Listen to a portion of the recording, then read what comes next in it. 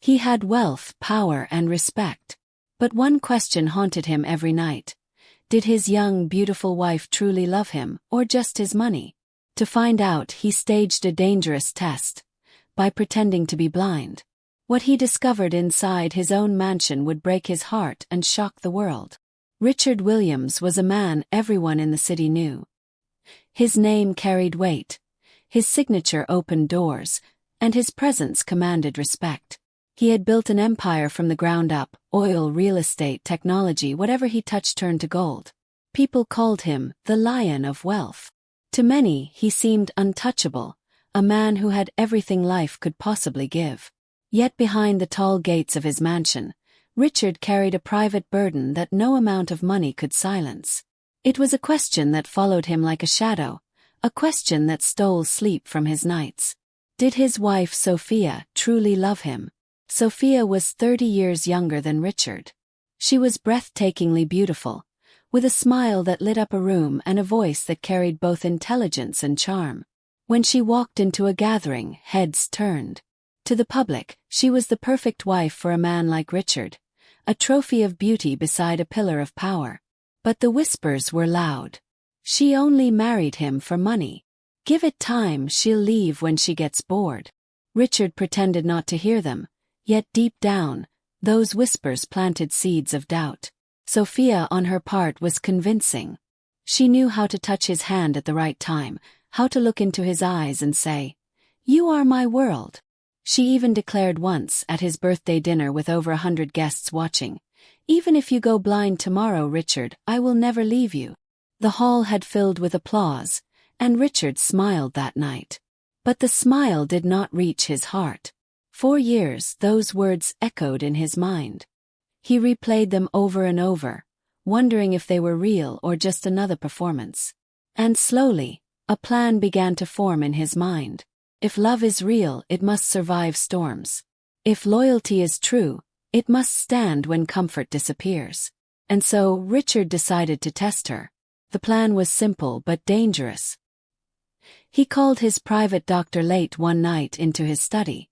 "Dr. Hayes," Richard said, his voice firm but weary, "I want you to tell the world that I am blind." The doctor almost dropped his briefcase. "Blind, sir. But your sight is perfectly healthy." "I know," Richard replied, leaning back in his chair. "But she doesn't have to know that. Announce it. Give her the report. From tomorrow, I will live like a blind man. And not a word of this leaves your lips." The doctor hesitated. "Richard, are you sure? This is not a small matter." "I have built empires," Richard said quietly. "But if my home is built on lies, then I have nothing. I must know the truth." And so, the performance began. The next morning, Richard walked around his mansion with sunglasses over his eyes and a cane in his hand. His steps were slow, uncertain, almost clumsy. The staff looked at him with pity, whispering in corners. Word spread quickly. "Richard Williams has gone blind." When Sophia returned from her spa retreat and heard the news, she rushed to him, her face painted with shock. "Oh, Richard," she cried, kneeling beside him. "My love, why didn't anyone call me sooner?" Richard tilted his head, pretending to trace her voice. "I didn't want to ruin your trip," he said. She held his hands tightly, her voice trembling. "Then I'll be your eyes. From now on, I'll take care of you." That evening, she cooked his favorite meal, spiced lamb and roasted potatoes, and fed him with her own hands. She guided him around the house, helped him into his chair, and massaged his shoulders gently. Anyone who saw them would have sworn she was the picture of loyalty. But Richard knew better than to trust appearances. He listened, he waited, he watched, silently, through the dark glasses that hid the fact that his eyes worked perfectly. At first, Sophia played her role well. She was attentive, careful, almost saintly. She whispered affirmations. "You're still the strongest man I know." She tucked him into bed, kissed his forehead, and told him not to worry. But soon the cracks began to show. One afternoon, while pretending to nap in his armchair, Richard heard her voice in the hallway. She was on the phone, her tone light and playful. "He can't see a thing," she giggled softly. It's like living with a statue. Richard's heart clenched. He gripped the arm of the chair until his knuckles went white. Yet he said nothing. He only listened, silently bleeding inside. The days rolled on, and her behavior grew bolder. She began wearing heavy perfume, dressing in ways she never had before, short, seductive outfits that served no purpose in the mansion except to attract attention. She stayed up late on calls, whispering and laughing behind closed doors. Then came the ultimate betrayal. One night, as Richard lay awake pretending to sleep, he heard faint footsteps and hushed laughter down the hallway. The sound of doors opening and closing. Then muffled voices. He strained his ears, and what he heard nearly broke him. Sophia was with someone else. Not just any man, but one of his own, Daniel, a young house assistant Richard had raised like a son. Richard had paid his school fees, bought him clothes, and treated him as family. And now, Daniel was betraying him in the worst possible way, under his own roof with his own wife. Tears filled Richard's eyes behind his dark glasses. The pain was sharp, almost unbearable. Still he kept his silence. The next morning he sat in his study, Kane resting against his chair, listening to the sound of birds outside the window. Inside his world was crumbling, but outside the sun shone like nothing was wrong. "Why?" he whispered to himself. "Why, Sophia?" But Richard was not a man who acted on emotion alone. He knew he needed proof. Without evidence, everything he had heard could be denied, twisted, or hidden. So he called his trusted lawyer, Mr. Carter, and revealed the truth of his plan. Together they arranged hidden cameras all over the mansion, silent watchers that recorded every move. Days later, the truth spilled out in horrifying detail. On the screens, Richard saw it all. Sophia entertaining different men in his house, laughing as she mocked his blindness, even waving her hand in front of his eyes to prove he was useless. He saw her whispering to strangers about selling the mansion, transferring deeds, plotting to strip him of everything he had built. The betrayal was complete. But still Richard waited. He wanted the right moment, not just to confront her, but to make sure the truth could never again be buried under her tears or her lies. Sophia, believing she had full control now, grew reckless. She sat with men in his presence, certain he could not see. She spoke freely on the phone, laughing about how she had the blind lion wrapped around her finger. Every word cut Richard like a blade. Yet he stayed patient. He would not expose her just yet. He wanted her to believe completely that she had won. And then, he would show her everything. That night, as Richard lay in bed, Sophia whispered sweetly in his ear, "Good night, my love." He smiled faintly, though his heart was heavy. The game was nearing its end. Little did she know, the storm was already gathering. The following days in the Williams mansion were thick with silence. Richard moved around with his cane, wearing his dark sunglasses, pretending to be helpless. To everyone else he was a broken man. To Sophia he was a puppet in her hands. But inside Richard's heart, there was a storm brewing, a storm of betrayal, anger, and sorrow. Sophia grew bolder by the day. She no longer whispered her phone calls. She no longer hid her late-night visitors. Sometimes she would sit across from Richard in the living room with another man beside her, sipping wine, their laughter cutting through him like a blade. Once, she leaned forward and waved her hand mockingly in front of his sunglasses. "See? Nothing." "He doesn't even flinch," she told her companion, before bursting into laughter. Richard's knuckles tightened on the arm of his chair, but he stayed still, his face unreadable. He had promised himself, wait for the right time. Don't rush. Truth is only powerful when it cannot be denied. And so he waited. The hidden cameras captured everything. With the help of his lawyer, Mr. Carter, Richard collected hours of footage. Sophia with different men. Sophia plotting with strangers. Sophia laughing as she called him useless. Mr. Carter watched in disbelief. "Richard, this is more than betrayal. This is cruelty." Richard's face was heavy with sorrow. "I gave her everything. I gave her my name, my wealth, my trust. And she chose greed and shame. But Carter, I want her to reveal her true self completely. I don't just want to catch her. I want her to expose her own heart with her own words. The lawyer nodded gravely. Then we wait for her to take the final step. And so Richard endured. Each day was a performance. Each night a dagger in his chest. But the end was coming. He could feel it. The breaking point arrived on a Thursday night. The air was humid, the mansion quiet, when Sophia brought a man into their bedroom. His name was Kelvin, a flashy stranger she had been secretly entertaining. Richard lay on the bed, pretending to sleep. Sophia, thinking he was both blind and fast asleep, poured herself a glass of wine and laughed with Kelvin. "He's useless now," she said, glancing at Richard's still figure. "The lion has lost his eyes. Soon, everything he owns will be mine."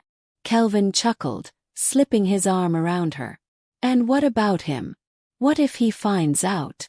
Sophia laughed again, a cold, heartless laugh that echoed in the room. "Find out? He can't even see me. He's finished."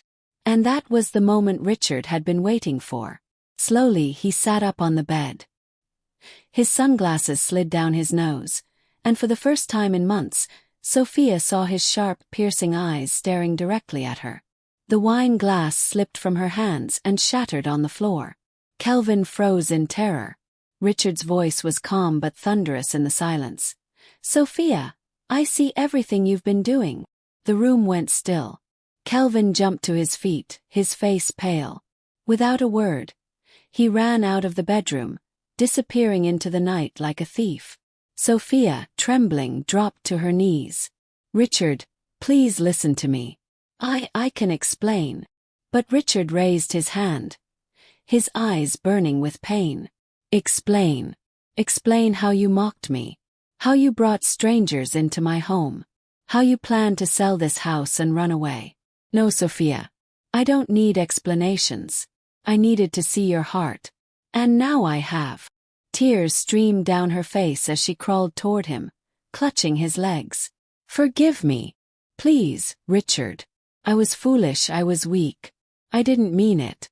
I'll change, I swear I'll change." Richard looked down at her, his face carved with disappointment. "You swore once before in front of everyone that you would never leave me, even if I went blind. But when the storm came, you showed me who you truly are. Not a wife, not a partner, just a hunter chasing wealth." His voice lowered, heavy with finality. "And for that, I cannot forgive you." With a wave of his hand, he called the guards into the room. "Take her out. She will leave with only what she brought into this marriage. Nothing more." Sophia screamed, begged, and clawed at the floor, but the guards lifted her firmly. Her cries echoed through the mansion as she was dragged away. The once adored wife was thrown out of the gates barefoot, her tears falling onto the cold pavement. The news spread quickly. The hidden camera footage, released discreetly by Mr. Carter, shook the city like an earthquake. Videos of Sophia mocking Richard's blindness, entertaining lovers, and plotting his downfall went viral. People who once envied her beauty now spat her name in disgust. Lovers who once followed her around disappeared into the shadows. Her friends abandoned her. Her reputation crumbled overnight. Sophia became a symbol of disgrace. Meanwhile, Richard was hailed as a man of wisdom and strength. The lion who saw without eyes, they called him. Business partners admired him. The public praised him. But Richard himself felt no joy. Victory tasted bitter. One evening, Richard sat in his garden with Mr. Carter beside him. The flowers swayed gently in the night breeze, but his heart was heavy. "I'm not angry anymore," he said softly. "I'm just disappointed. She didn't just betray me. She mocked love itself." Mr. Carter placed a hand on his shoulder. "You have the truth now.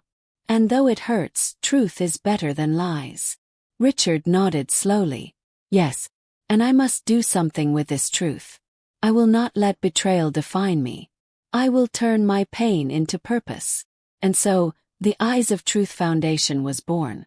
Richard poured part of his fortune into the project, dedicating it to abandoned elderly spouses, the vulnerable, and those who had been betrayed by those they trusted. His story became an inspiration, a reminder that even in the darkest betrayals, light could emerge. Weeks later, the mansion gates stirred again. Sophia returned, barefoot and broken, her once flawless beauty dimmed by sorrow. She begged the guards to let her see Richard. "I just want to say I'm sorry," she cried. "Please let me speak to him." The guards informed Richard, who stood by the window, watching quietly. His face was unreadable as he gave his answer. "Tell her I see her more clearly now than ever. I am not blind anymore, not to her lies, not to her greed. There is nothing more to say." The gates remained closed. Sophia collapsed in tears, then slowly rose and walked away into the shadows she had created for herself. From that day on, the mansion was quieter. But it was not a silence of sadness. It was a silence of healing. Richard no longer wore his sunglasses. He no longer carried his cane. His steps were steady, his vision sharp, not just of the world around him, but of people's souls. He gathered his staff one evening and said words they would never forget.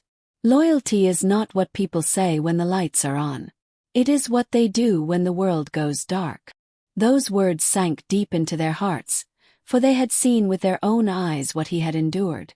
Later that night, Richard sat by his fireplace, pen in hand, writing in his journal. "She failed the test not because I went blind, but because she had no eyes for love. She saw only wealth, power, and opportunity. But now I see not faces but souls." He closed the journal, leaned back, and let the fire warm his face. He had lost a wife, but gained the truth. He had endured heartbreak but created hope for others. And above all, he had learned that love without loyalty is nothing but empty words. The lion was not broken. He was wiser, stronger, and clearer. And from that day forward, Richard Williams walked with eyes wide open, not just to the world, but to the true nature of those who claimed to love him. In the end, Richard learned the hardest lesson of all. Love without loyalty is nothing but empty words. His story reminds us that true love is proven in the storm, not in the sunshine. What about you? Do you believe love can survive such a test? Share your thoughts in the comments below. Don't forget to like this video and subscribe for more emotional stories that will touch your heart and open your eyes.